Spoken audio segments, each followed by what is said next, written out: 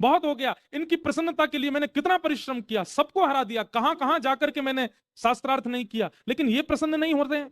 कहीं ऐसा तो नहीं कि कहीं मैं और ज्यादा विद्वान हो गया तो कभी ये मुझे विष पिला दें या विष खिला दें, मेरे प्राण चले गए तो मेरी मां की रक्षा कौन करेगा, ऐसे ऐसे भावना सोचने लगे। आज रात्रि को मैं अपने पिता का वध कर दूंगा।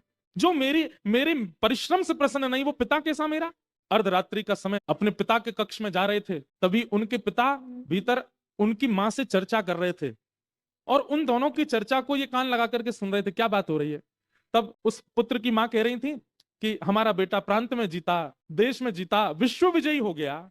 आपकी आपकी दो प्रशंसा की बातें सुनना चाहता था, आपने कभी उसकी प्रशंसा नहीं की। देश में जीता, विश्व विजयी हो गया, आपकी आपकी दो प्रशंसा की बातें सुनना चाहता था, आपने कभी उसकी प्रशंसा नहीं की। तो वशिष्ठ ऋषि के नेत्र सजल हो गए और बोले, देवी, जिस समय वो क्षेत्र के विद्वानों को हरा करके आया था, प्रसन्नता तो मुझे उसी समय इतनी हो रही थी कि उसको गोद में बिठा लूं, लेकिन मैंने सोचा कि अगर मैंने क्षेत्र के विद्वानों को हराने पर ही प्रसन्नता व्यक्त कर दी, अगर उसी दिन उसकी प्रशंसा कर दी होती, प्रशंसा कर दी होती, तो आज वो विश्व गुरु नहीं बन पाता, आज वो विश्व विजेता नहीं बन पाता। मेरी अप्रसन्नता से ही बार बार परिश्रम करके वह विश्व गुरु बना है। मुझे बहुत अच्छा लगता है जब वो प्रथम पुरस्कार लेकर के आता है, मुझे बहुत अच्छा लगता है, उसको गोद में बिठाने का मन होता है, उसको हृदय से लगाने का मन होता है।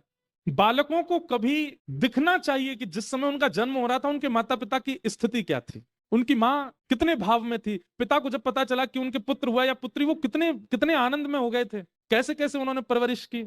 वो बात अलग है। कई बार बंधुओं ऐसा होता है कि दुर्भक्षी लोग जो होते हैं ना, देखिए इसीलिए मांस के लिए मना करते हैं, कहीं ना कहीं दुर्भक्षी लोग वो आगे चल करके उनकी क्रिया ऐसी हो जाती है कि उनके बालकों को ही घृणा होने लगती है। इसलिए अपना अन्न सुधारिए, जैसा होवे अन्न वैसा होवे मन। पर अन्न तो खा ही नहीं रहे, मांस खा रहे हैं हम। अभी तक तो हमने बालकों को संबोधन किया कि माता पिता में दोष मत देखो, लेकिन अब हम माता पिता को संबोधन कर रहे हैं। कम से कम अपना जीवन ऐसा बनाइए। आपके लिए सबसे बड़े दुर्भाग्य की बात है कि आपके बालक आपको दोषी मानते हैं।